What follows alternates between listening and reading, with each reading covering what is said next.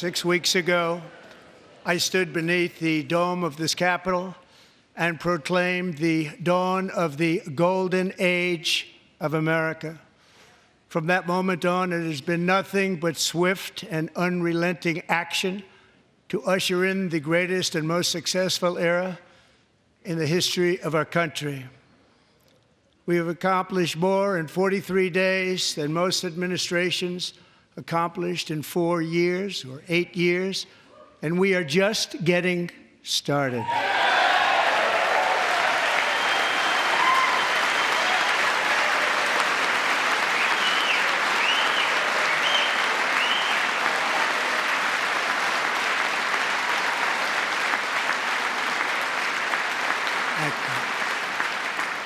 I return to this chamber tonight to report that America's momentum is back, our spirit is back, our pride is back, our confidence is back, and the American dream is surging bigger and better than ever before.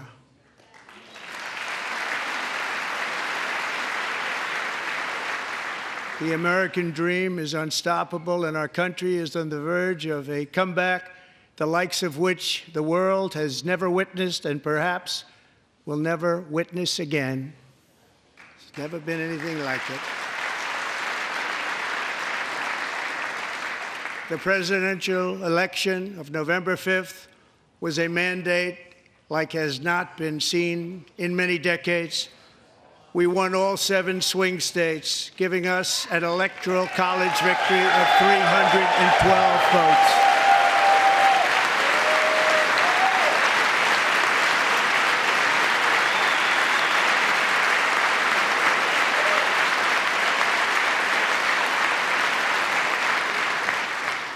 We won the popular vote by big numbers and won counties in our country.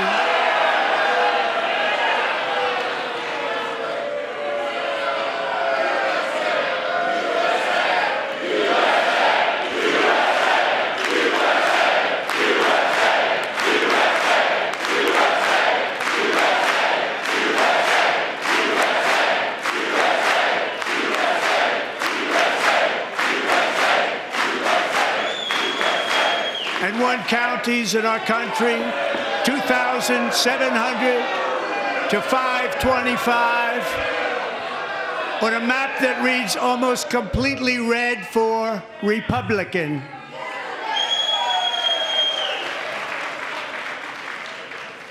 Now, for the first time in modern history, more Americans believe that our country is headed in the right direction than the wrong direction. In fact, it's an astonishing record, 27-point swing, the most ever.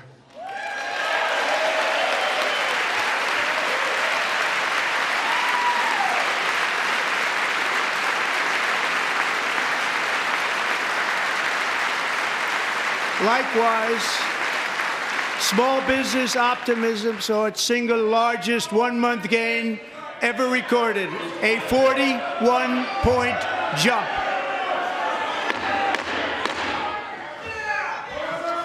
Members are directed to uphold and maintain decorum in the House and to cease any further disruptions. That's your warning.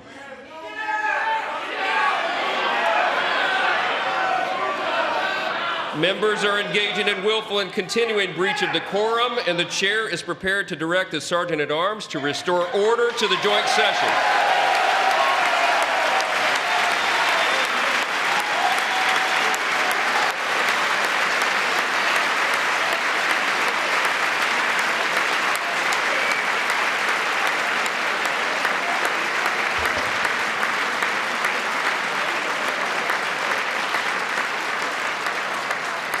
Mr. Green, take your seat. Take your seat, sir. Take your seat. Finding that members continue to engage in willful and concerted disruption of proper decorum, the chair now directs the Sergeant-at-Arms to restore order. Remove this gentleman from the chamber.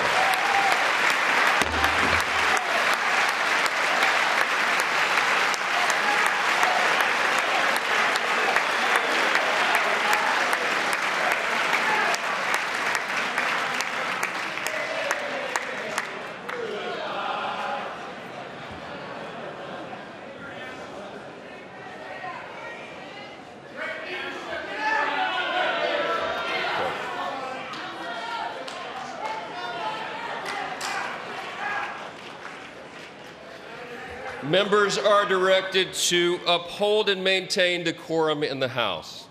Mr. President, you continue. Thank you.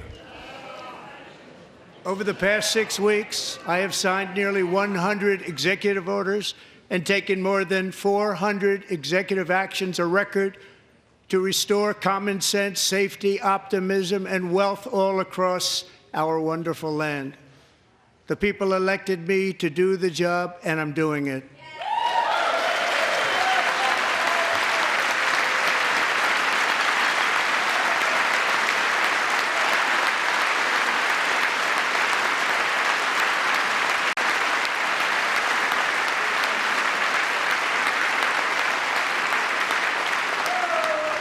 In fact, it has been stated by many that the first month of our presidency, it's our presidency, is the most successful in the history of our nation. By many.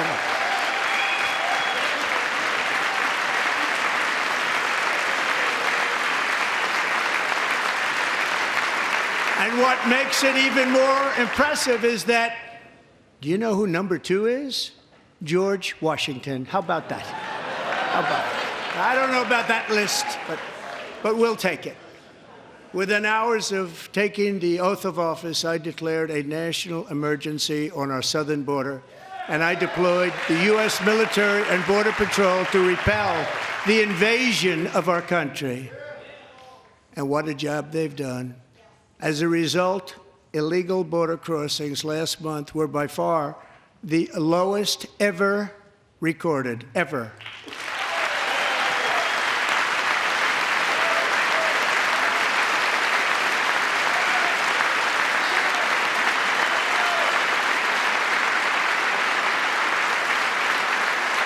They heard my words and they chose not to come. Much easier that way. In comparison, under Joe Biden, the worst president in American history, there were hundreds of thousands of illegal crossings a month, and virtually all of them, including murderers, drug dealers, gang members, and people from mental institutions and insane asylums, were released into our country. Who would want to do that? This is my 5th such speech to Congress. And once again, I look at the Democrats in front of me, and I realize there is absolutely nothing I can say to make them happy or to make them stand or smile or applaud. Nothing I can do. I could find a cure to the most devastating disease, a disease that would wipe out entire nations, or announce the answers to the greatest economy in history, or the stoppage of crime to the lowest levels ever recorded. And these people sitting right here will not clap, will not stand, and certainly will not cheer for these astronomical achievements. They won't do it, no matter what. Five times I've been up here. It's very sad, and it just shouldn't be this way.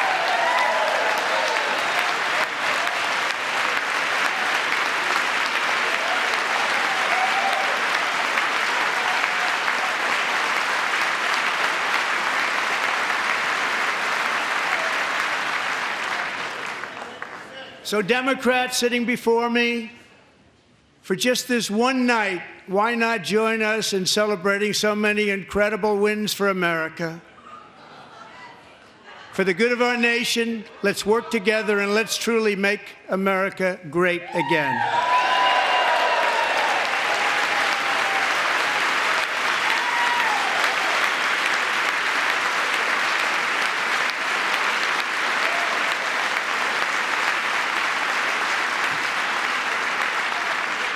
Every day, my administration is fighting to deliver the change America needs to bring a future that America deserves, and we're doing it.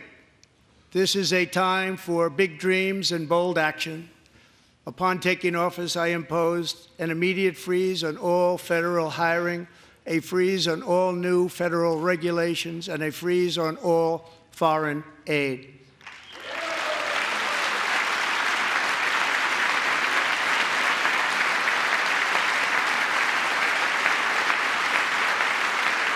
I terminated the ridiculous Green New Scam. I withdrew from the unfair Paris Climate Accord, which was costing us trillions of dollars that other countries were not paying. I withdrew from the corrupt World Health Organization.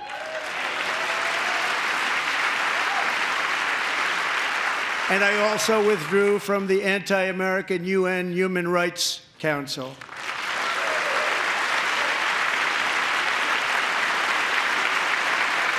We ended all of Biden's environmental restrictions that were making our country far less safe and totally unaffordable. And importantly, we ended the last administration's insane electric vehicle mandate, saving our auto workers and companies from economic destruction.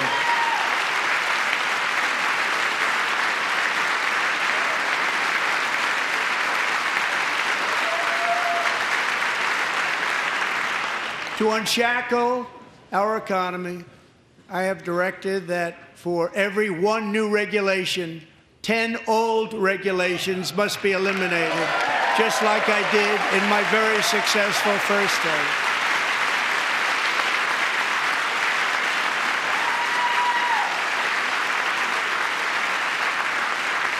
And in that first term, we set records on ending unnecessary rules and regulations like no other president had done before.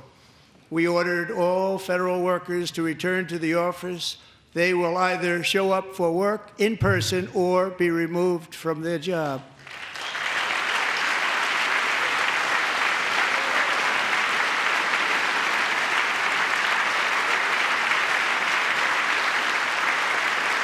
And we've ended weaponized government where, as an example, a sitting president is allowed to viciously prosecute his political opponent, like me. How did that work out? Not too good. Not too good.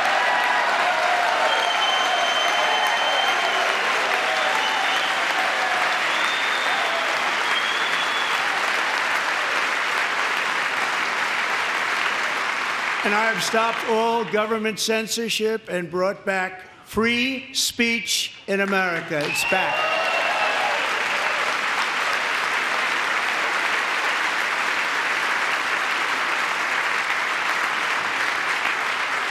And 2 days ago, I signed an order making English the official language of the United States of America.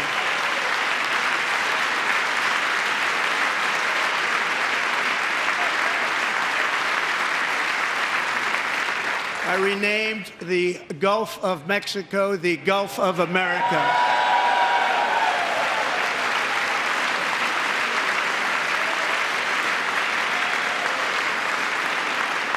And likewise, I renamed, for a great president, William McKinley, Mount McKinley again.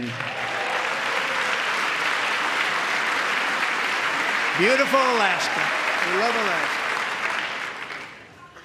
We've ended the tyranny of so-called diversity, equity, and inclusion policies all across the entire federal government and indeed the private sector and our military. And our country will be woke no longer.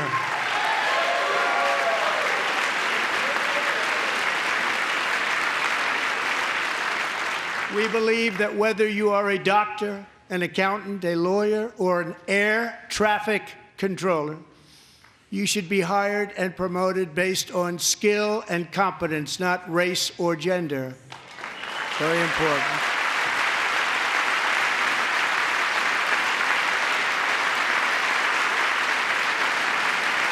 You should be hired based on merit. And the Supreme Court, in a brave and very powerful decision, has allowed us to do so. Thank you. Thank you very much. Thank you. We have removed the poison of critical race theory from our public schools, and I signed an order making it the official policy of the United States government that there are only two genders, male and female.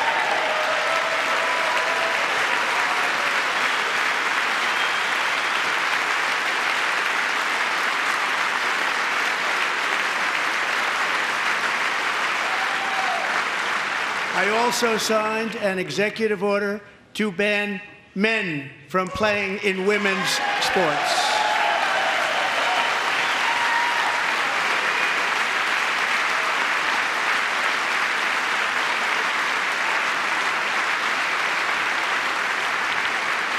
Three years ago, Peyton McNabb was an all-star high school athlete, one of the best, preparing for a future in college sports. But when her girls' volleyball match was invaded by a male, he smashed the ball so hard in Peyton's face, causing traumatic brain injury, partially paralyzing her right side and ending her athletic career. It was a shot like she's never seen before. She's never seen anything like it.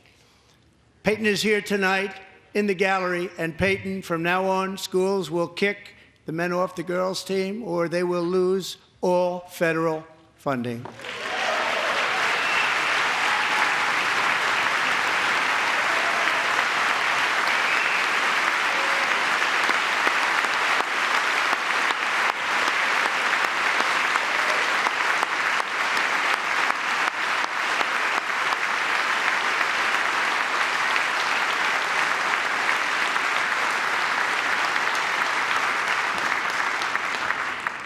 And if you really want to see numbers, just take a look at what happened in the women's boxing, weightlifting, track and field, swimming, or cycling, where a male recently finished a long-distance race 5 hours and 14 minutes ahead of a woman for a new record by 5 hours.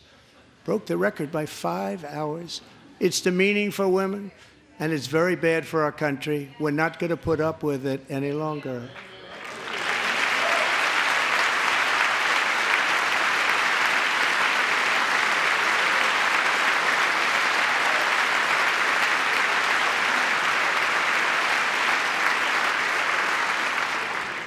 What I have just described is only a small fraction of the common sense revolution that is now, because of us, sweeping the entire world.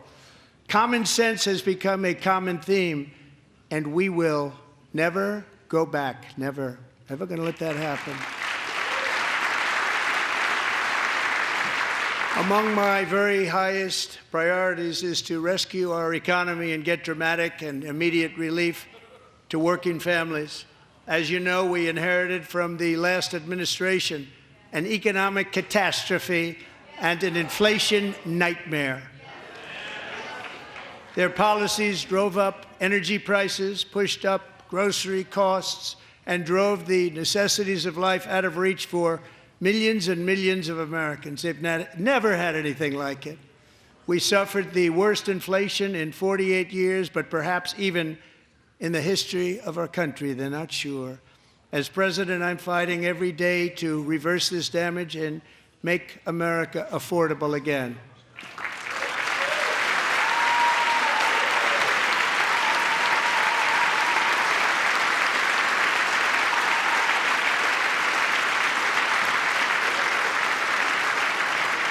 Joe Biden especially let the price of eggs get out of control. The egg price is out of control, and we're working hard to get it back down. Secretary, do a good job on that. You inherited a total mess from the previous administration. Do a good job.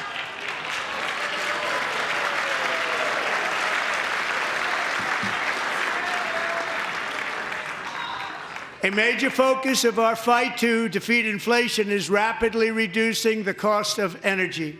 The previous administration cut the number of new oil and gas leases by 95%, slowed pipeline construction to a halt, and closed more than 100 power plants. We are opening up many of those power plants right now.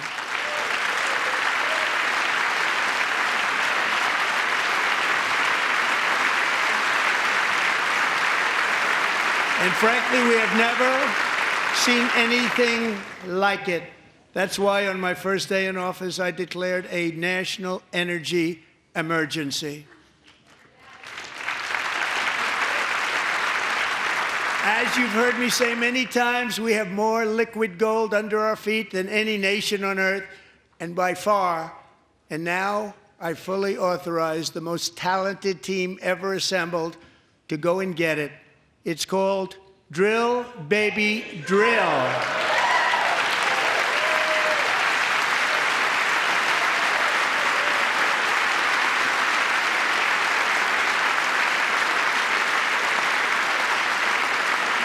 My administration is also working on a gigantic natural gas pipeline in Alaska, among the largest in the world, where Japan, South Korea, and other nations want to be our partner with investments of trillions of dollars each. There's never been anything like that one.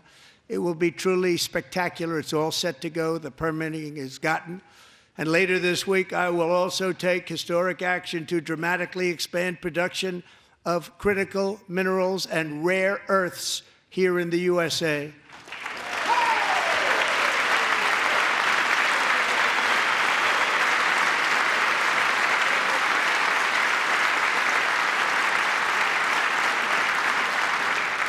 To further combat inflation, we will not only be reducing the cost of energy, but will be ending the flagrant waste of taxpayer dollars.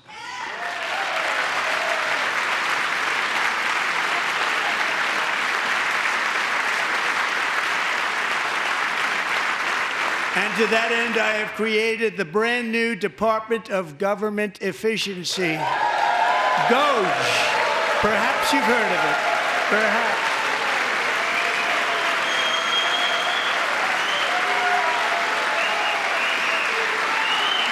Which is headed by Elon Musk, who is in the gallery tonight.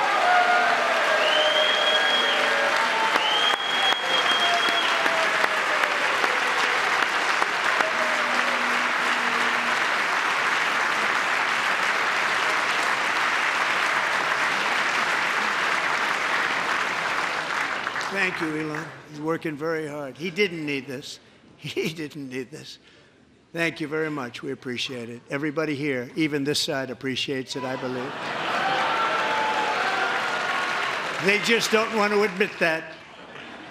Just listen to some of the appalling waste we have already identified. $22 billion from HHS to provide free housing and cars for illegal aliens. $45 million for diversity, equity, and inclusion scholarships in Burma.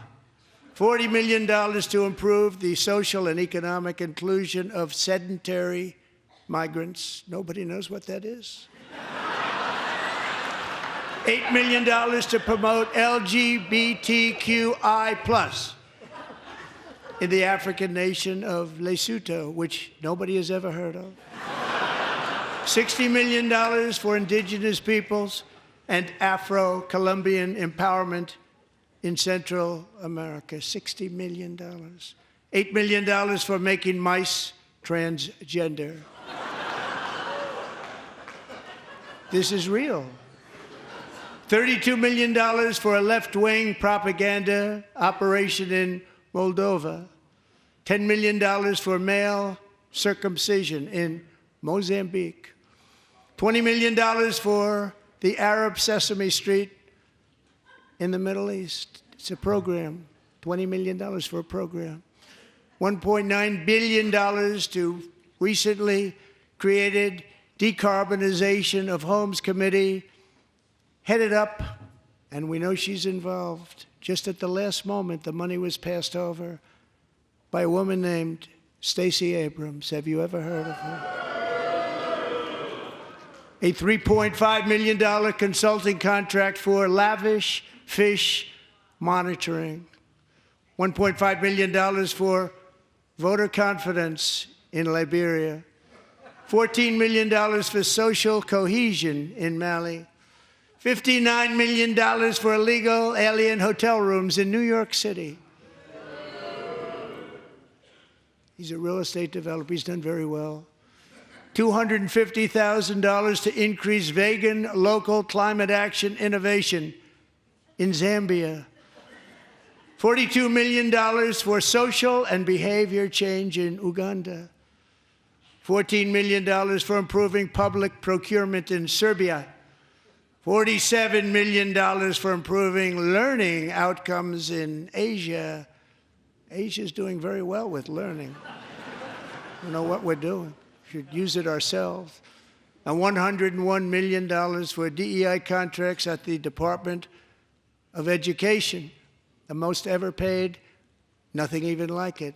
Under the Trump administration, all of these scams, and they're far worse, but I didn't think it was appropriate to talk about them. They're so bad. Many more have been found out and exposed and swiftly terminated by a group of very intelligent, mostly young people, headed up by Elon, and we appreciate it. We found hundreds of billions of dollars of fraud.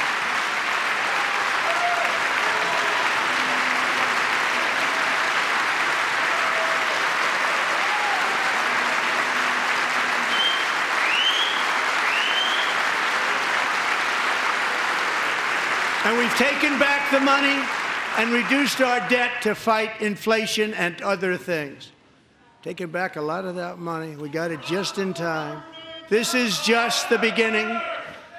The Government Accountability Office, a federal government office, has estimated annual fraud of over $500 billion in our nation, and we are working very hard to stop it. We're going to. We're also identifying shocking levels of incompetence and probable fraud in the Social Security program for our seniors, and that our seniors and people that we love rely on. Believe it or not, government databases list 4.7 million Social Security members from people aged 100 to 109 years old.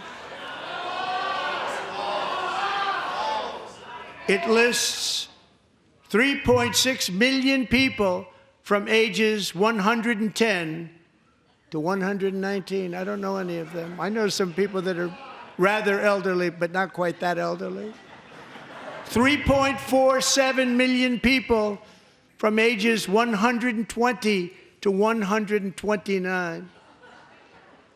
3.9 million people from ages 130 to 139. 3.5 million people from ages 140 to 149.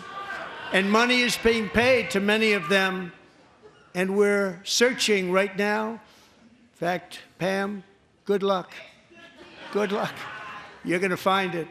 But a lot of money is paid out to people because it just keeps getting paid, and nobody does, and it really hurts Social Security and hurts our country. 1.3 million people from ages 150 to 159, and over 130,000 people, according to the Social Security databases, are age over 160 years old.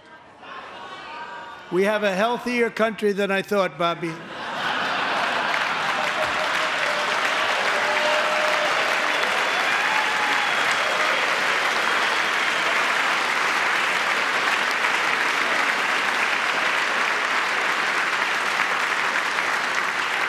Including, to finish, 1,039 people between the ages of 220 and 229, one person between the age of 240 and 249, and one person is listed at 360 years of age.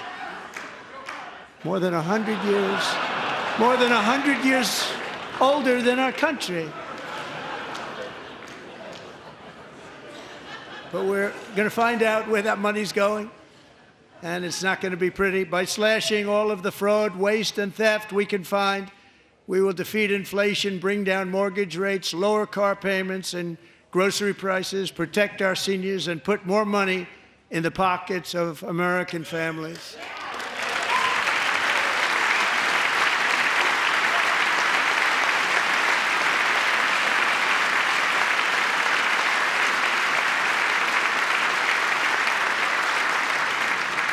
And today, interest rates took a beautiful drop, big, beautiful drop. It's about time.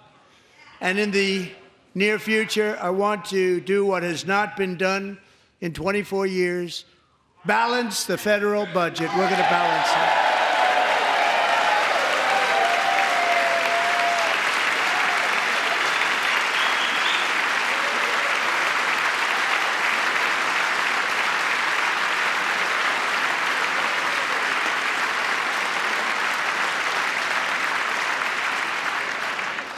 With that goal in mind, we have developed in great detail what we are calling the Gold Card, which goes on sale very, very soon. For $5 million, we will allow the most successful job-creating people from all over the world to buy a path to U.S. citizenship. It's like the green card, but better and more sophisticated. And these people will have to pay tax in our country. They won't have to pay tax from where they came. The money that they've made, you wouldn't want to do that, but they have to pay tax, create jobs. They'll also be taking people out of colleges and paying for them so that we can keep them in our country instead of having them being forced out. Number one, at the top school, as an example, being forced out and not being allowed to stay and create tremendous numbers of jobs and great success for a company out there. So while we take out the criminals, killers, traffickers, and child predators who are allowed to enter our country under the open border policy of these people, the Democrats, the Biden administration, the open border insane policies that you've allowed to destroy our country, we will now bring in brilliant, hardworking, job-creating people. They're going to pay a lot of money, and we're going to reduce our debt with that money.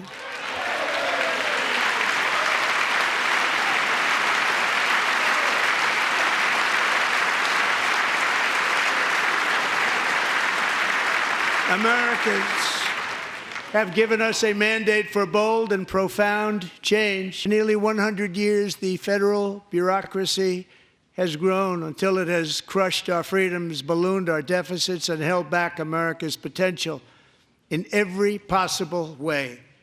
The nation founded by pioneers and risk-takers now drowns under millions and millions of pages of regulations and debt. Approvals that should take 10 days to get instead take 10 years, 15 years, and even 20 years before you're rejected. Meanwhile, we have hundreds of thousands of federal workers who have not been showing up to work. My administration will reclaim power from this unaccountable bureaucracy, and we will restore true democracy to America again.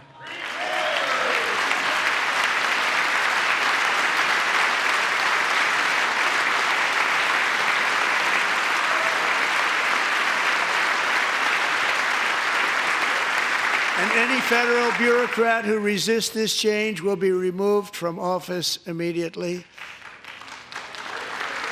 Because we are draining the swamp. It's very simple. And the days of rule by unelected bureaucrats are over.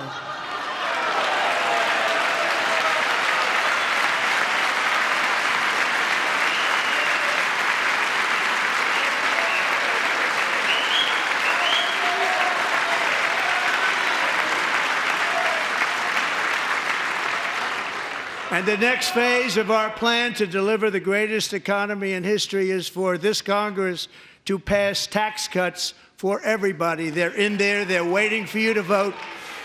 And I'm sure that the people on my right, I don't mean the Republican right, but my right here, I'm sure you're going to vote for those tax cuts, because otherwise I don't believe the people will ever vote you into office. So I'm doing you a big favor by telling you that.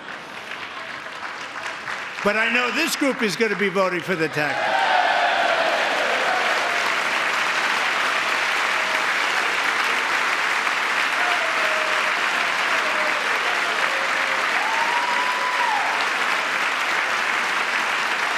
Thank you. It's a very, very big part of our plan. We had tremendous success in our first term with it. A very big part of our plan. We're seeking permanent income tax cuts all across the board.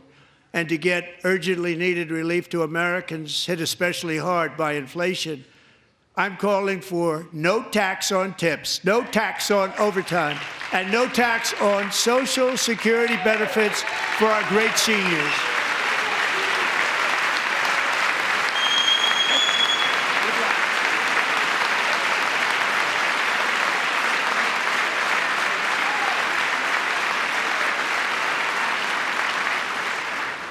And I also want to make interest payments on car loans tax deductible, but only if the car is made in America.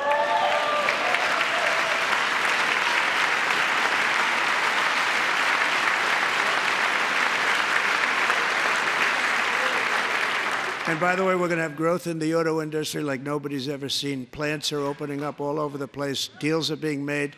Never seen. That's a combination of the election win and tariffs. It's a beautiful word, isn't it?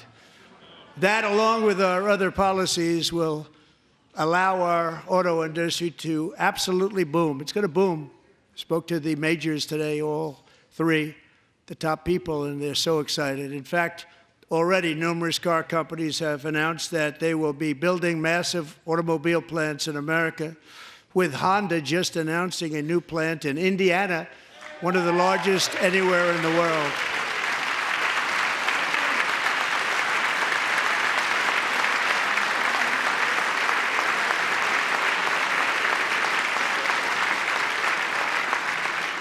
And this has taken place since our great victory on November 5th, a date which will hopefully go down as one of the most important in the history of our country.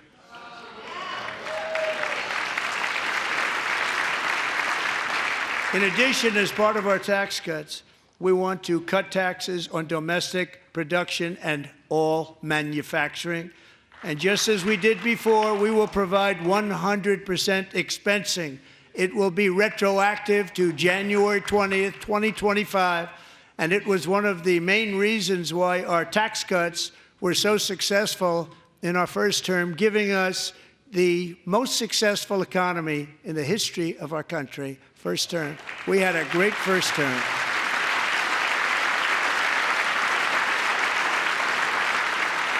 If you don't make your product in America, however, under the Trump administration, you will pay a tariff, and in some cases, a rather large one. Other countries have used tariffs against us for decades, and now it's our turn to start using them against those other countries. On average, the European Union, China, Brazil, India, Mexico, and Canada, have you heard of them? And countless other nations charge us tremendously higher tariffs than we charge them.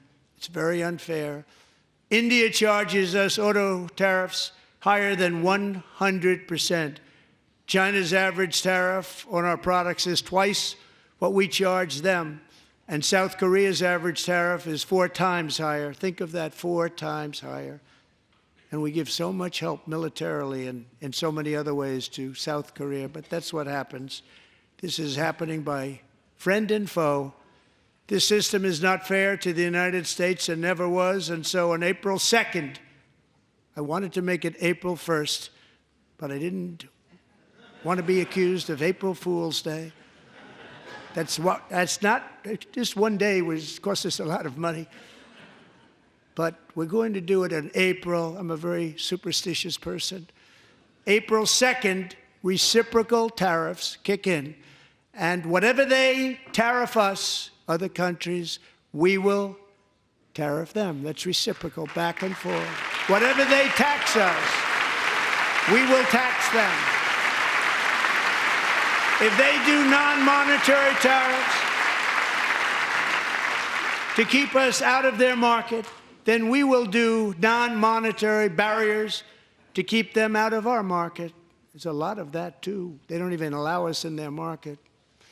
We will take in trillions and trillions of dollars and create jobs like we have never seen before. I did it with China, and I did it with others, and the Biden administration couldn't do anything about it because there was so much money they couldn't do anything about it. We have been ripped off for decades by nearly every country on earth, and we will not let that happen any longer.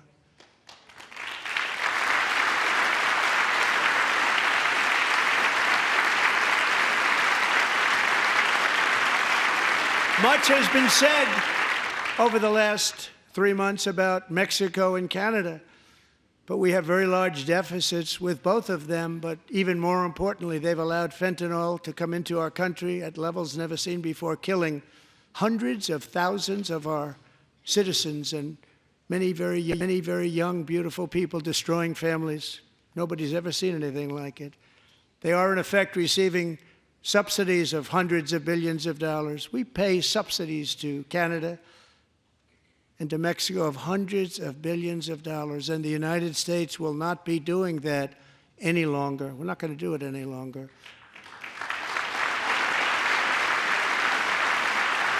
Thanks to our America First policies we're putting into place, we have had $1.7 trillion of new investment in America in just the past few weeks. The combination of the election and our economic policies that people of SoftBank, one of the most brilliant anywhere in the world, announced a $200 billion investment. OpenAI and Oracle, Larry Ellison, announced $500 billion investment, which they wouldn't have done if Kamala had won. Apple announced $500 billion investment. Tim Cook called me. He said, I cannot spend it fast enough. It's going to be much higher than that, I believe. They'll be building their plants here instead of in China. And just yesterday, Taiwan Semiconductor, the biggest in the world, most powerful in the world, has a tremendous amount, 97% of the market, announced a $165 billion investment to build the most powerful chips on earth right here in the USA.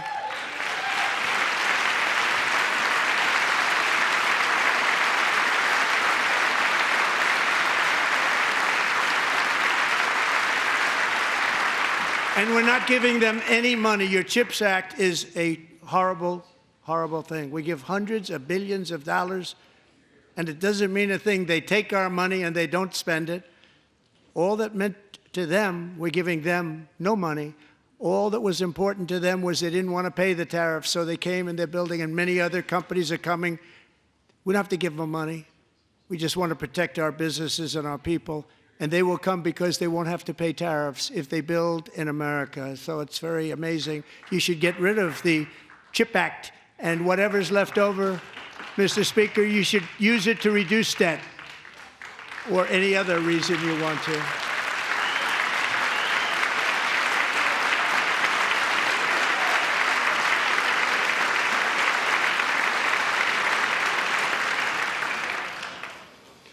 Our new trade policy will also be great for the American farmer. I love the farmer, who will now be selling into our home market, the USA, because nobody is going to be able to compete with you. Because those goods that come in from other countries and companies, they're really in a bad position in so many different ways. They're uninspected. They may be very dirty and disgusting, and they come in and they pour in, and they hurt our American farmers. The tariffs will go on agricultural product coming into America, and our farmers, starting on April 2nd, it may be a little bit of an adjustment period. We had that before when I made the deal with China, $50 billion of purchases, and I said, just bear with me, and they did. They did. Probably have to bear with me again, and this will be even better. That was great. The problem with it was that Biden didn't enforce it. He didn't enforce it. $50 billion of purchases, and we were doing great, but Biden did not enforce it, and it hurt our farmers. But our farmers are going to have a field day right now. So to our farmers, have a lot of fun. I love you too. I love you too. It's all going to happen.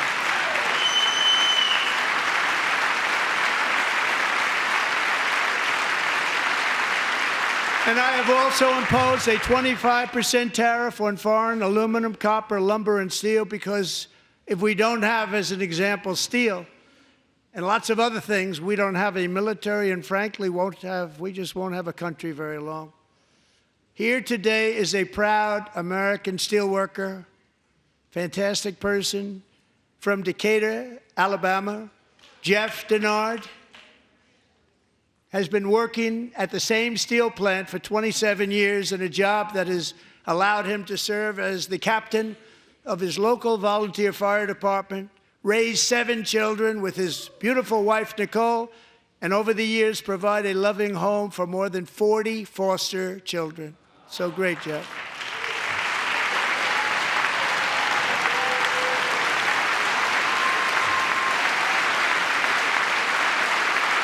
Thank you, Jeff. Thank you, Jeff.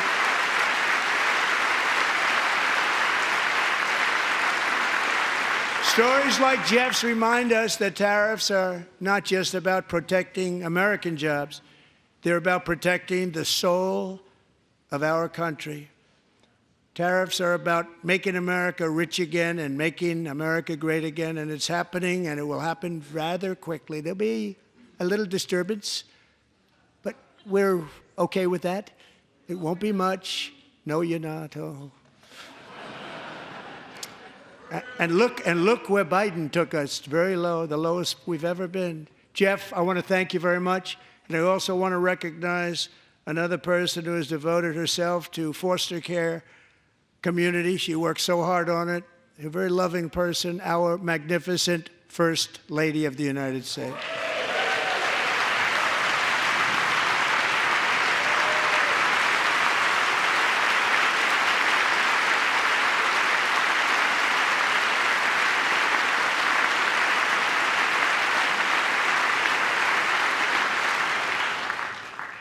Melania's work has yielded incredible results, helping prepare our nation's future leaders as they enter the workforce. Our First Lady is joined by two impressive young women, very impressive. Haley Ferguson, who benefited from the First Lady's Fostering the Future initiative and is poised to complete her education and become a teacher. And Elliston Berry, who became a victim of an illicit deepfake image produced by a peer. With Elliston's help, the Senate just passed the Take It Down Act, and this is so important. Thank you very much, John. John Thune, thank you. Stand up, John. Thank you, John.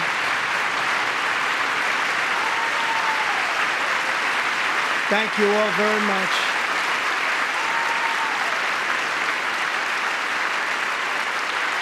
Thank you. And thank you to John Thune and the Senate. Great job.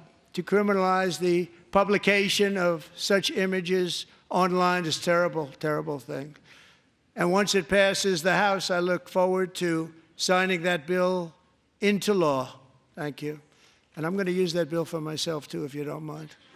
Because nobody gets treated worse than I do online. Nobody. That's great. Thank you very much to the Senate. Thank you. But if we truly care about protecting Americans' children, no step is more crucial than securing America's borders. Over the past 4 years, 21 million people poured into the United States. Many of them were murderers, human traffickers, gang members, and other criminals from the streets of dangerous cities all throughout the world. Because of Joe Biden's insane and very dangerous open border policies, they are now strongly embedded in our country, but we are getting them out and getting them out fast.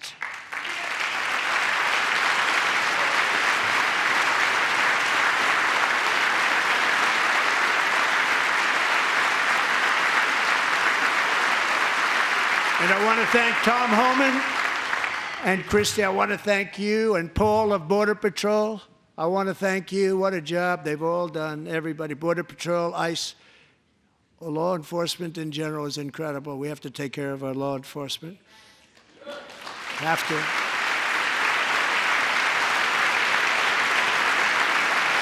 Last year,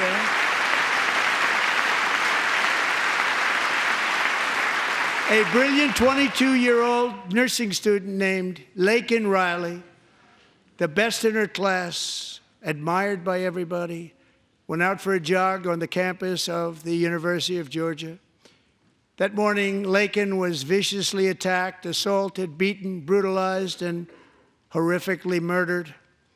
Laken was stolen from us by a savage illegal alien gang member who was arrested while trespassing across Biden's open southern border and then set loose into the United States under the heartless policies of that failed administration. It was indeed a failed administration. He had then been arrested and released in a Democrat-run sanctuary city, a disaster, before ending the life of this beautiful young angel. With us this evening are Laken's beloved mother, Allison, and her sister, Lauren.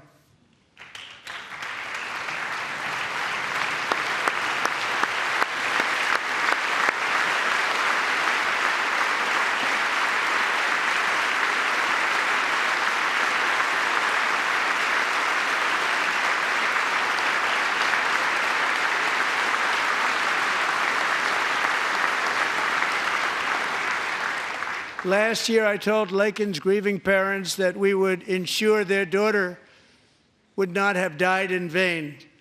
That's why the very first bill I signed into law as your 47th president mandates the detention of all dangerous criminal aliens who threaten public safety. It's a very strong, powerful act.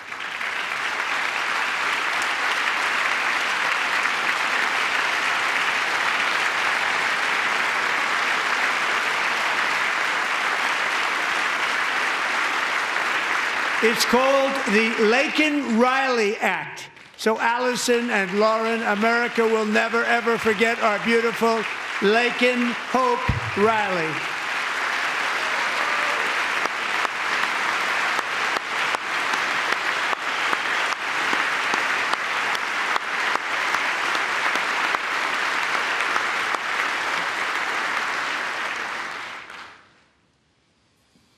Thank you very much. Since taking office, my administration has launched the most sweeping border and immigration crackdown in American history, and we quickly achieved the lowest numbers of illegal border crossers ever recorded. Thank you.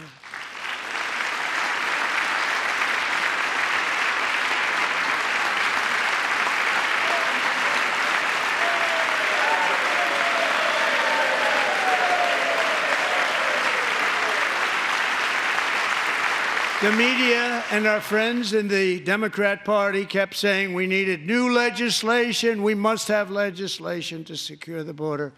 But it turned out that all we really needed was a new president.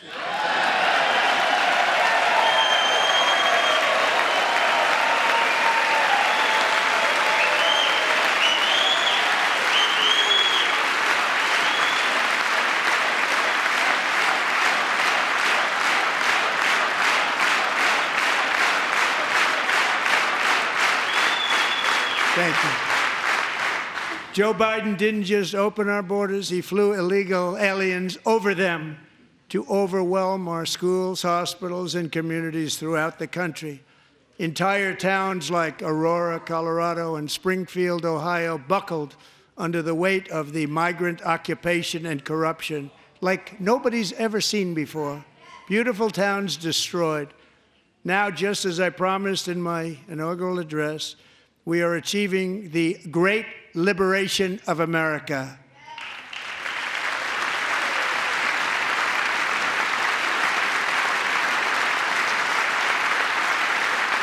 But there still is much work to be done. Here tonight is a woman I have gotten to know, Alexis Nungari from Houston. Wonderful woman. Last June, Alexis's 12-year-old daughter, her precious Jocelyn, walked to a nearby convenience store. She was kidnapped, tied up, assaulted for 2 hours under a bridge, and horrifically murdered. Arrested and charged with this heinous crime are 2 illegal alien monsters from Venezuela, released into America by the last administration through their ridiculous open border. The death of this beautiful 12-year-old girl and the agony of her mother and family touched our entire nation greatly. Alexis, I promised that we would always remember your daughter, your magnificent daughter, and earlier tonight I signed an order keeping my word to you. One thing I have learned about Jocelyn is that she loved animals so much. She loved nature. Across Galveston Bay, from where Jocelyn lived in Houston, you will find a magnificent national wildlife refuge, a pristine, peaceful, 34,000-acre sanctuary for all of God's creatures on the edge of the Gulf of America. Alexis, moments ago, I formally renamed that refuge in loving memory of your beautiful daughter, Jocelyn. So, Mr. Vice President, if you would, may I have the order?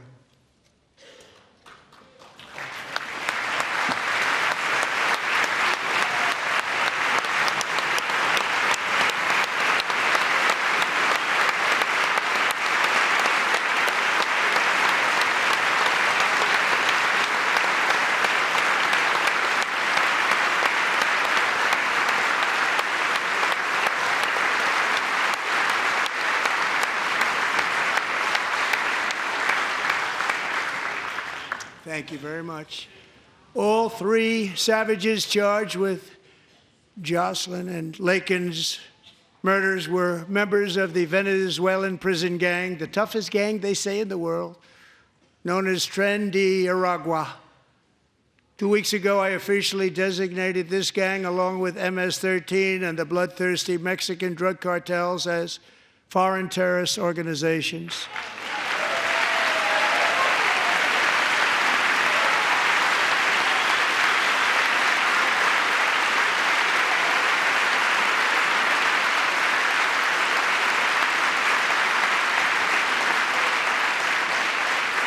They are now officially in the same category as ISIS, and that's not good for them. Countless thousands of these terrorists were welcomed into the U.S. by the Biden administration. But now every last one will be rounded up and forcibly removed from our country, or, if they're too dangerous, put in jails, standing trial in this country, because we don't want them to come back ever. With us this evening is a warrior on the front lines of that battle, Border Patrol Agent Roberto Ortiz. Great guy.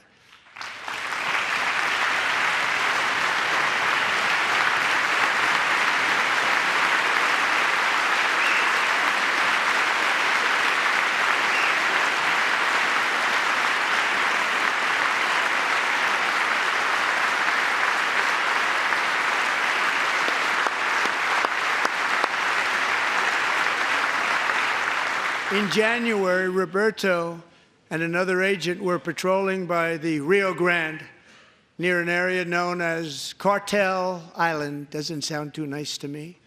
When heavily armed gunmen started shooting at them, Roberto saw that his partner was totally exposed, at great danger, and he leapt into action, returning fire and providing crucial seconds for his fellow agent to seek safety, just barely. I have some of the prints of that event, and it was not good. Agent Ortiz, we salute you for your great courage and for your line of fire that you took and for the bravery that you showed. We honor you, and we will always honor you. Thank you, Roberto, very much.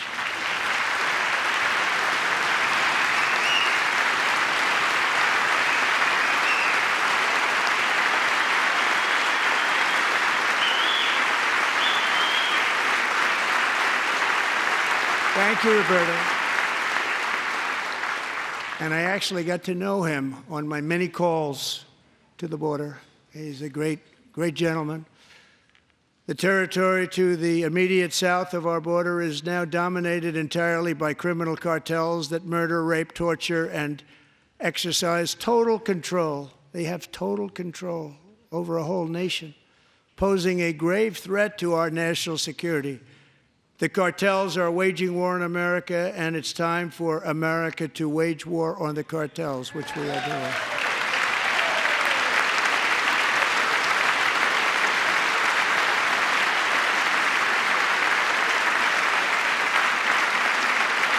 Five nights ago, Mexican authorities, because of our tariff policies being imposed on them, think of this, handed over to us 29 of the biggest cartel leaders in their country. That has never happened before. They want to make us happy.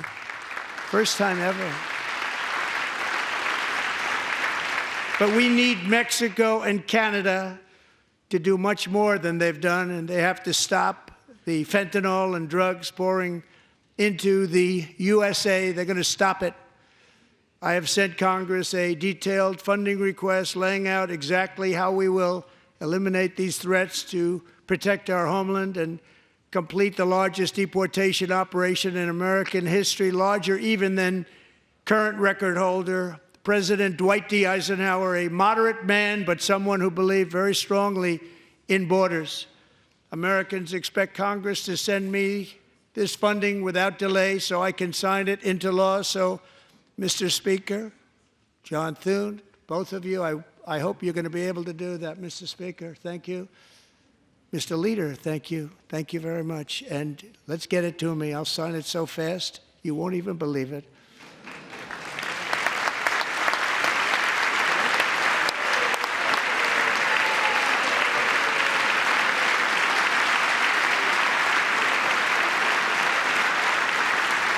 And as we reclaim our sovereignty, we must also bring back law and order to our cities and towns.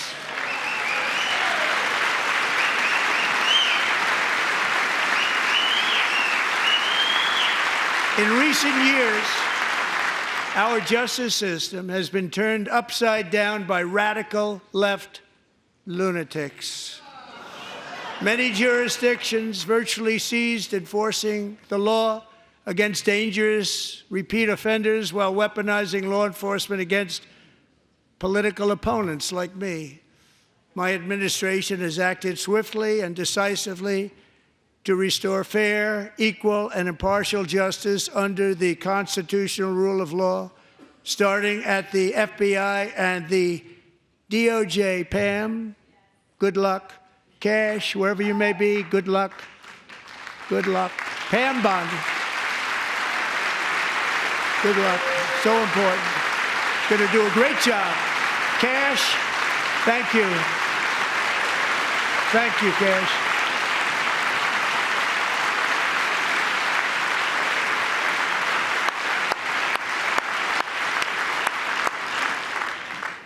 They've already started very strong. They're going to do a fantastic job. You're going to be very proud of them.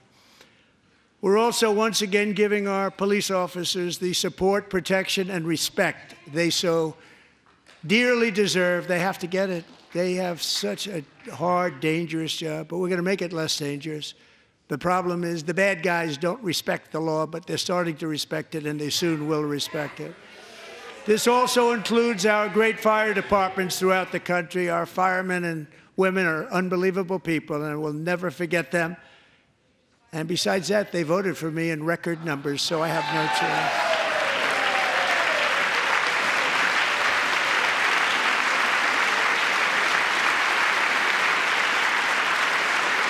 1 year ago this month, 31-year-old New York police officer Jonathan Diller, unbelievably wonderful person and a great officer, was gunned down at a traffic stop on Long Island. I went to his funeral.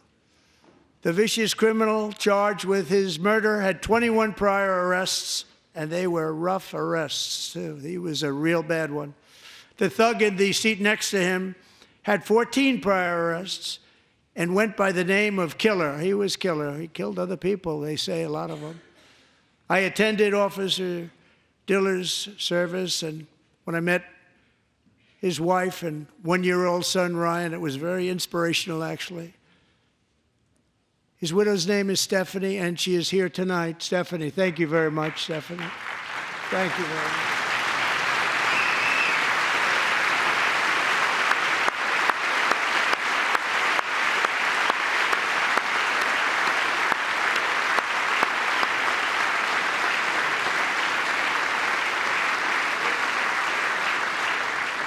Stephanie, we're going to make sure that Ryan knows his dad was a true hero, New York's finest, and we're going to get these cold-blooded killers and repeat offenders off our streets, and we're going to do it fast. Got to stop it. They get out with 28 arrests. They push people into subway trains.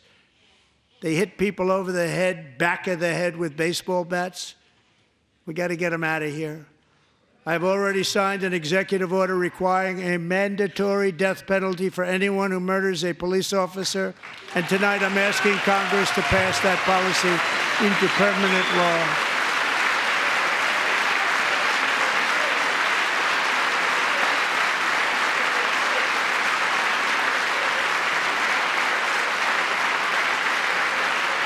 I'm also asking for a new crime bill getting tough on repeat offenders while enhancing protections for America's police officers so they can do their jobs without fear of their lives being totally destroyed.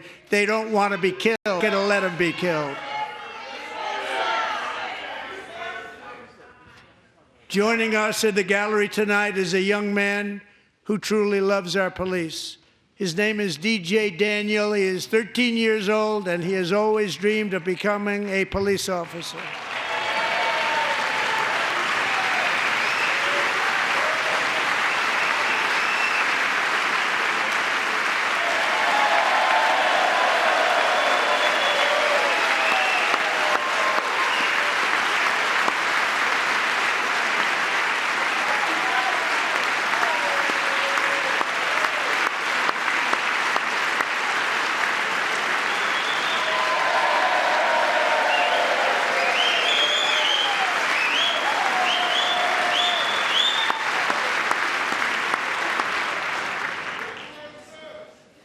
But in 2018, DJ was diagnosed with brain cancer.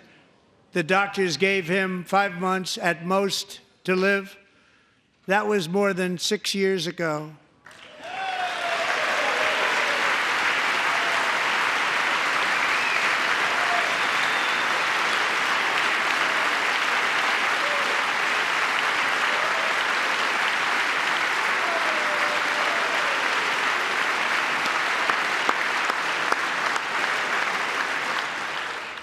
Since that time, DJ and his dad have been on a quest to make his dream come true, and DJ has been sworn in as an honorary law enforcement officer, actually a number of times. The police love him, the police departments love him. And tonight, DJ, we're going to do you the biggest honor of them all. I am asking our new Secret Service Director, Sean Curran, to officially make you an agent of the United States Secret Service.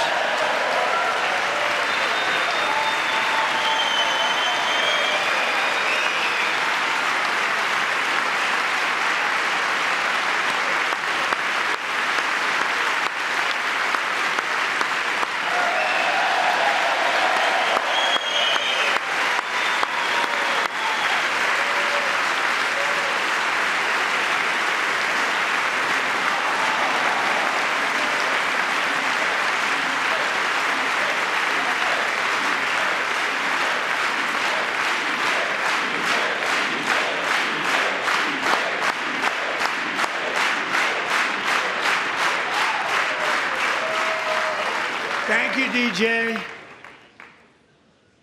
DJ's doctors believe his cancer likely came from a chemical he was exposed to when he was younger.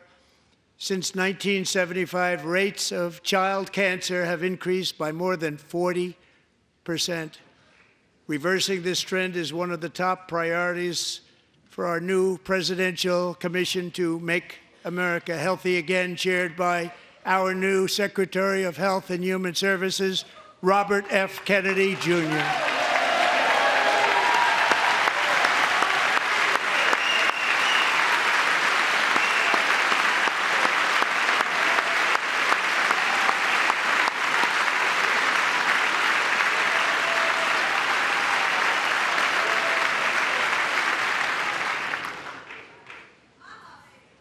With the name Kennedy, you would have thought everybody over here would have been cheering.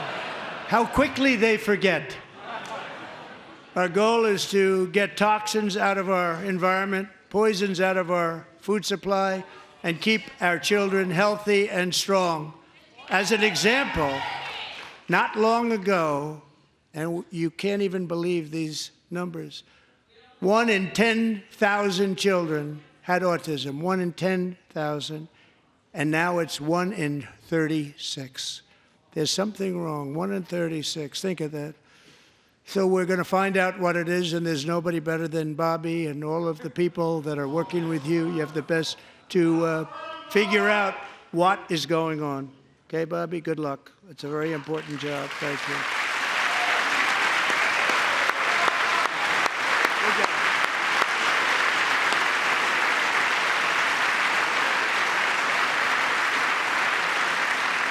Thank you. My administration is also working to protect our children from toxic ideologies in our schools. A few years ago, January Littlejohn and her husband discovered that their daughter's school had secretly, socially transitioned their 13-year-old little girl. Teachers and administrators conspired to deceive January and her husband while encouraging her daughter to use a new name and pronouns. They, them pronoun, actually, all without telling January, who is here tonight and is now a courageous advocate against this form of child abuse. January, thank you. Thank you. Thank you very much.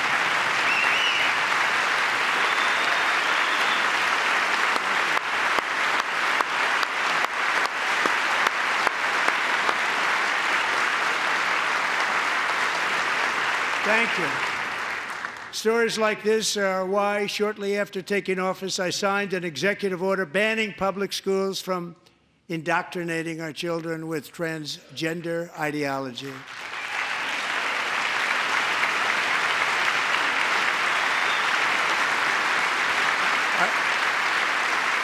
I also signed an order to cut off all taxpayer funding to any institution that engages in the sexual mutilation of our youth.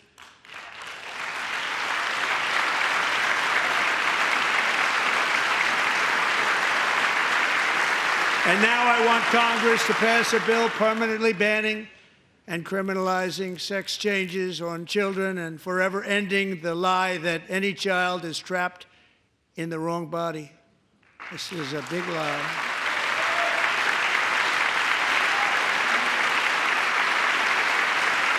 And our message to every child in America is that you are perfect exactly the way God made you.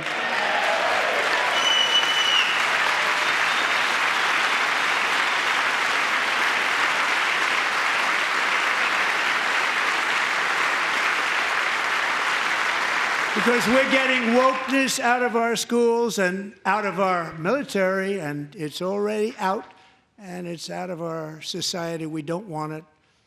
Wokeness is trouble. Wokeness is bad. It's gone. It's gone. And we feel so much better for it, don't we? Don't we feel better? Our service members won't be activists and ideologues. They will be fighters and warriors. They will fight for our country. And Pete, congratulations. Secretary of Defense, congratulations.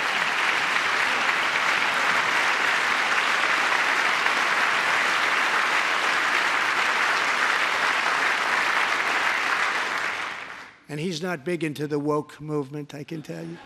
I know him well. I am pleased to report that in January, the U.S. Army had its single best recruiting month in 15 years, and that all armed services are having among the best recruiting results ever in the history of our services. What a difference.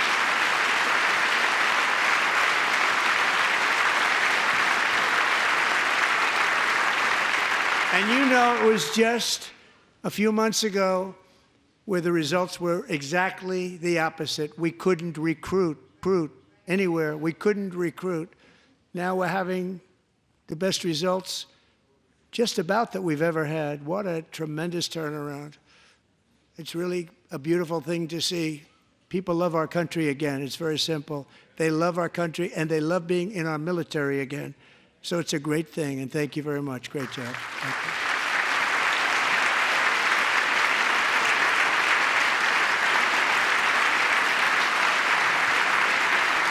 We're joined tonight by a young man, Jason Hartley, who knows the weight of that call of duty.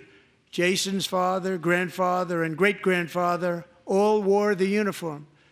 Jason tragically lost his dad, who was also a Los Angeles County Sheriff's deputy when he was just a boy, and now he wants to carry on the family legacy of service.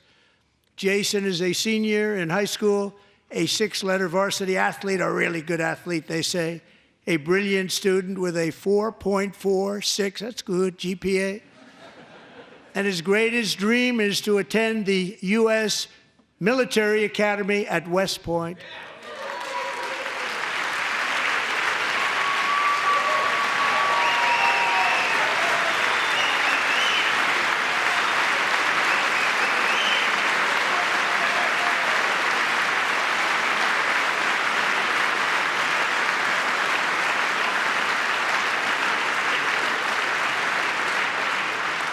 And Jason, that's a very big deal getting in. That's a hard one to get into. But I'm pleased to inform you that your application has been accepted. You will soon be joining the Corps of Cadets.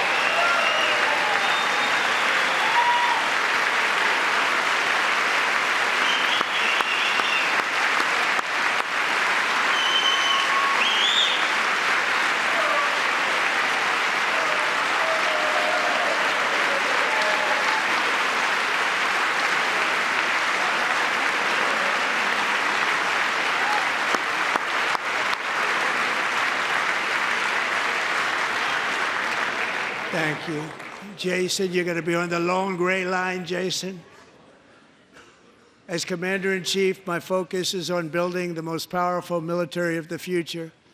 As a first step, I'm asking Congress to fund a state-of-the-art Golden Dome missile defense shield to protect our homeland, all made in the USA.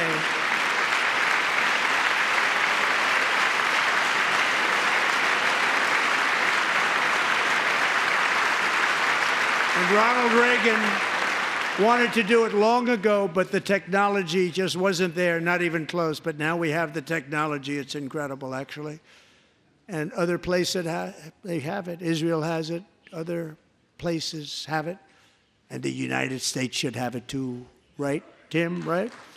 They should have it too. So I want to thank you. But it's a very, very important. This is a very dangerous world. We should have it. We want to be protected, and we're going to protect our citizens like never before. To boost our defense industrial base, we are also going to resurrect the American shipbuilding industry, including commercial shipbuilding and military shipbuilding.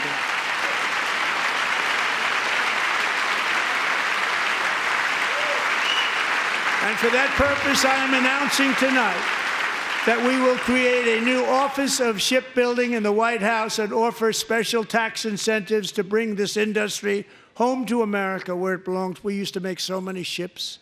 We don't make them anymore very much, but we're going to make them very fast, very soon. It will have a huge impact. To further enhance our national security, my administration will be reclaiming the Panama Canal, and we've already started doing it.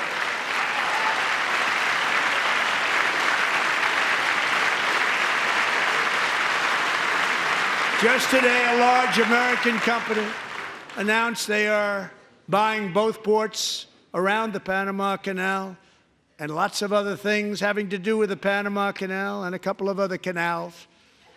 The Panama Canal was built by Americans for Americans, not for others, but others could use it. But it was built at tremendous cost of American blood and treasure. 38,000 workers died building the Panama Canal. They died of malaria. They died of snake bites and mosquitoes. Not a nice place to work. They paid them very highly to go there, knowing there was a 25% chance that they would die. The most expensive project also that was ever built in our country's history, if you bring it up to modern day costs. It was given away by the Carter administration for $1. But that agreement has been violated very severely. We didn't give it to China. We gave it to Panama, and we're taking it back.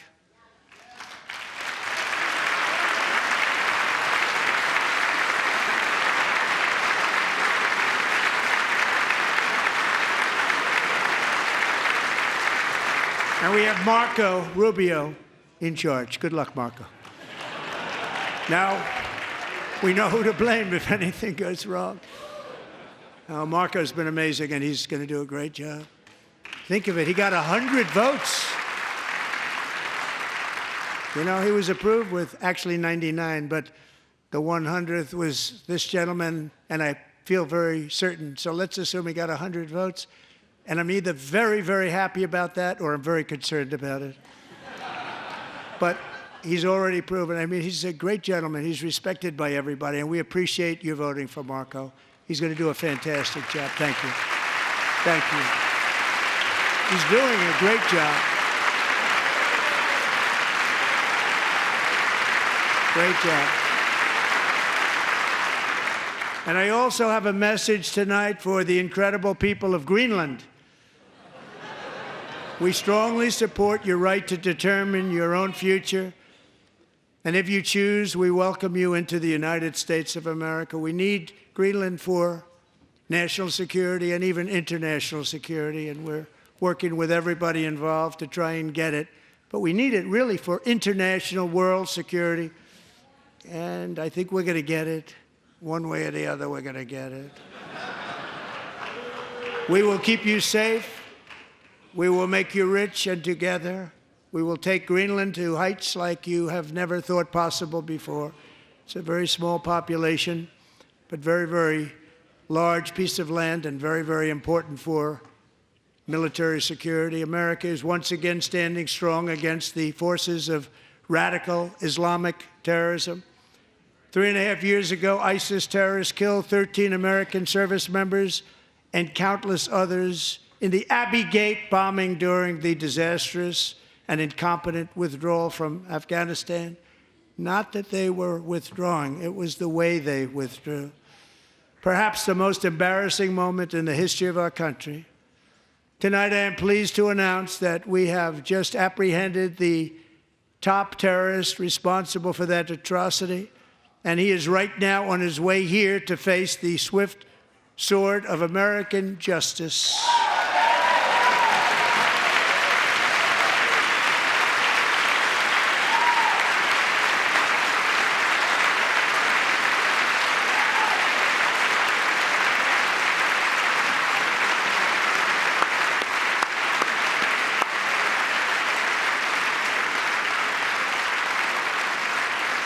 And I want to thank especially the government of Pakistan for helping arrest this monster. This was a very momentous day for those 13 families who I actually got to know very well, most of them, whose children were murdered, and the many people that were so badly, over 42 people, so badly injured on that fateful day in Afghanistan. What a horrible day. Such incompetence was shown that when Putin saw what happened, I guess he said, wow, maybe this is my chance. That's how bad it was. Should have never happened. Grossly incompetent people. I spoke to many of the parents and loved ones, and they're all in our hearts tonight. Just spoke to them on the phone. We had a big call. Every one of them called, and everybody was on the line, and they did nothing but cry with happiness. They were very happy, as happy as you can be under those circumstances. Their child, brother, sister, son, daughter was killed for no reason whatsoever. In the Middle East, we're bringing back our hostages from Gaza. In my first term, we achieved one of the most groundbreaking peace agreements in generations, the Abraham Accords.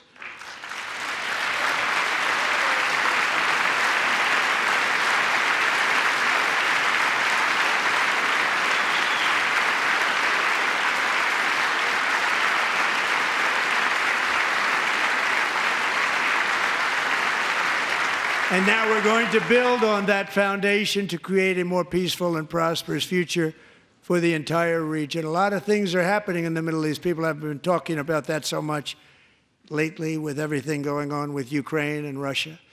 But a lot of things are happening in the Middle East. It's a rough neighborhood, actually.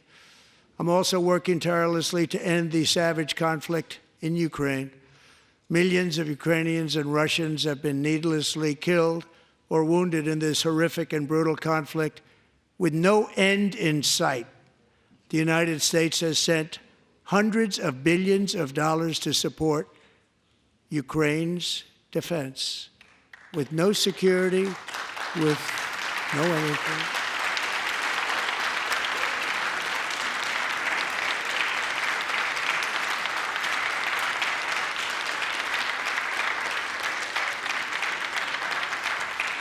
Do you want to keep it going for another 5 years? Yeah, you would say Pocahontas says yes.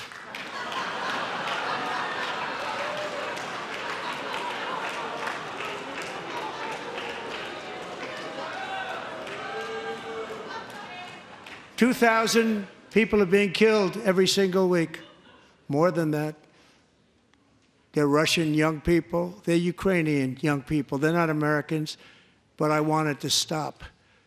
Meanwhile, Europe has sadly spent more money buying Russian oil and gas than they have spent on defending Ukraine, by far. Think of that. They've spent more buying Russian oil and gas than they have defending. And we've spent perhaps $350 billion, like taking candy from a baby. That's what happened. And they've spent $100 billion. What a difference that is. And we have an ocean separating us, and they don't. But we're getting along very well with them, and lots of good things are happening. Biden has authorized more money in this fight than Europe has spent by billions and billions of dollars. It's hard to believe that they wouldn't have stopped it and said at some point, come on, let's equalize. You got to be equal to us. But that didn't happen. Earlier today, I received an important letter from President Zelensky of Ukraine. The letter reads, Ukraine is ready to come to the negotiating table as soon as possible to bring lasting peace closer. Nobody wants peace more than the Ukrainians, he said. My team and I stand ready to work under President Trump's strong leadership to get a peace that lasts. We do really value how much America has done to help Ukraine maintain its sovereignty and independence. Regarding the agreement on minerals and security, Ukraine is ready to sign it at any time that is convenient for you. I appreciate that he sent this letter, just got it a little while ago. Simultaneously, we've had serious discussions with Russia and have received strong signals that they are ready for peace. Wouldn't that be beautiful? Wouldn't that be beautiful?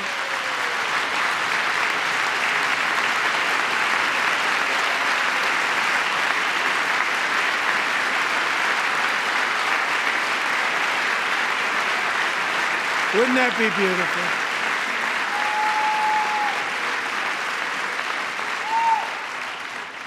It's time to stop this madness. It's time to halt the killing. It's time to end this senseless war. If you want to end wars, you have to talk to both sides.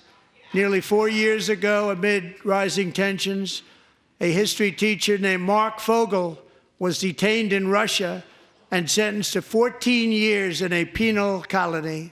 Rough stuff.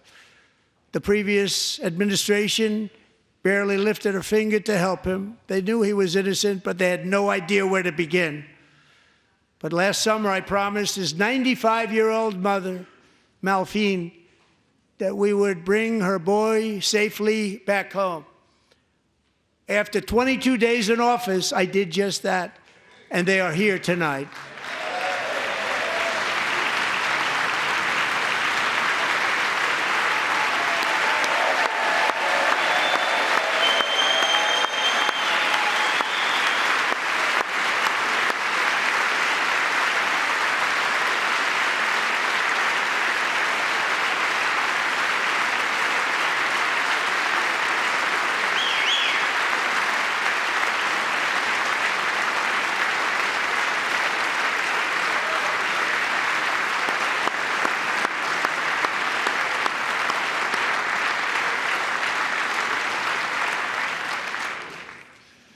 To Mark and his great mom, we are delighted to have you safe and sound and with us.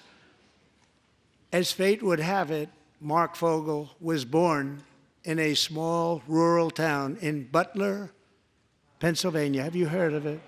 Where his mother has lived for the past 78 years. I just happened to go there last July 13th for a rally. That was not pleasant. And that is where I met his beautiful mom right before I walked onto that stage. And I told her I would not forget what she said about her son. And I never did I? Never forgot.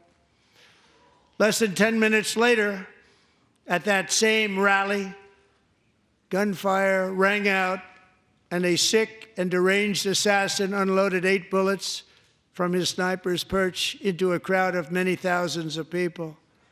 My life was saved by a fraction of an inch, but some were not so lucky. Corey Comparator was a firefighter, a veteran, a Christian, a husband, a devoted father, and above all, a protector. When the sound of gunshots pierced the air, it was a horrible sound. Corey knew instantly what it was and what to do. He threw himself on top of his wife and daughters and shielded them from the bullets with his own body. Corey was hit really hard. You know the story from there. He sacrificed his life to save theirs. 2 others, very fine people, were also seriously hit. But thankfully, with the help of 2 great country doctors, we thought they were gone and they were saved. So those doctors had great talent. We're joined by Corey's wife, Helen, who was his high school sweetheart, and their two beloved daughters, Allison and Kaylee. Thank you.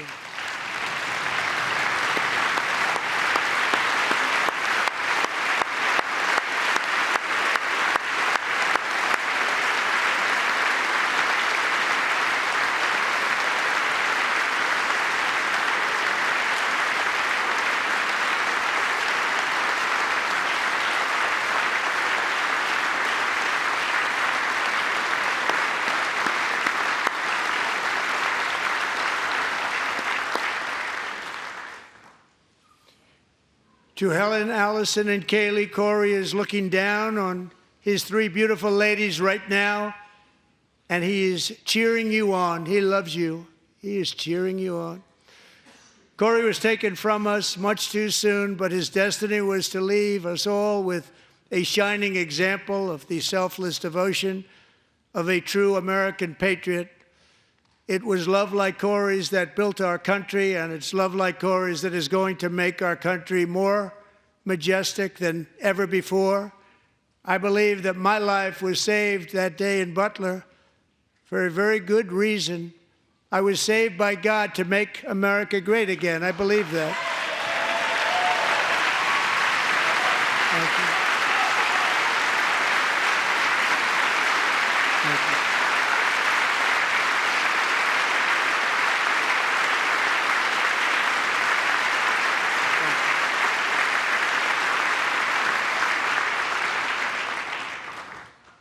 Thank you very much. From the patriots of Lexington and Concord to the heroes of Gettysburg and Normandy, from the warriors who crossed the Delaware to the trailblazers who climbed the Rockies, and from the legends who soared at Kitty Hawk to the astronauts who touched the moon, Americans have always been the people who defied all odds, transcended all dangers, made the most extraordinary sacrifices, and did whatever it took to defend our children, our country, and our freedom.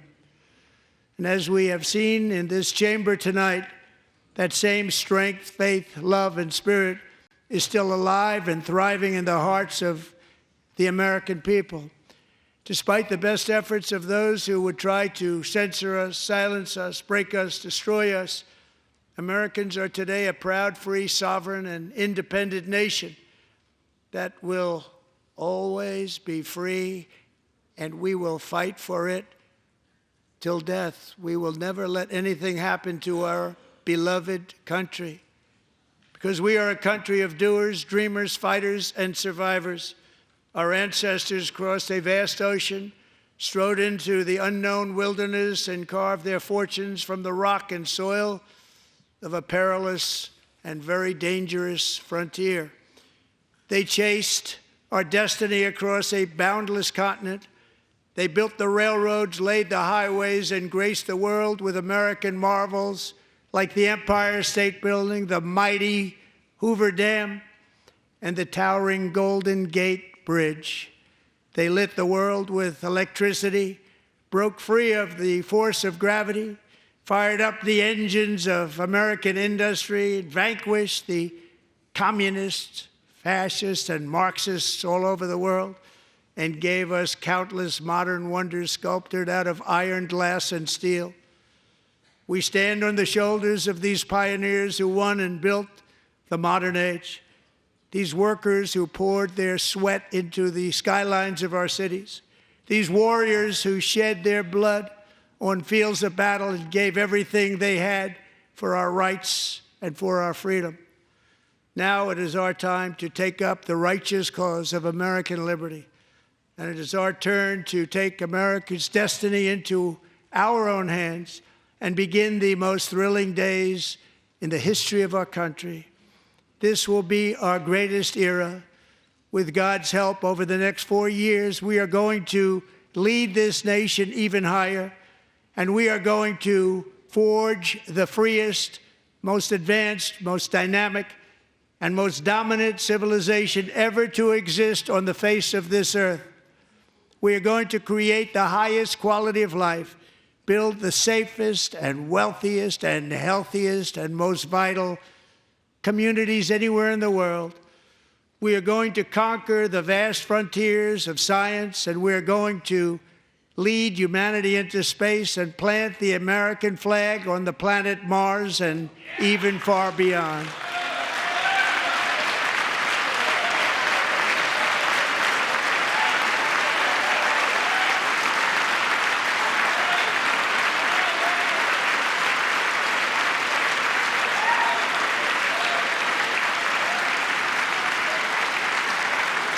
And through it all, we are going to rediscover the unstoppable power of the American spirit. And we are going to renew unlimited promise of the American dream. Every single day, we will stand up and we will fight, fight, fight for the country our citizens believe in and for the country our people deserve.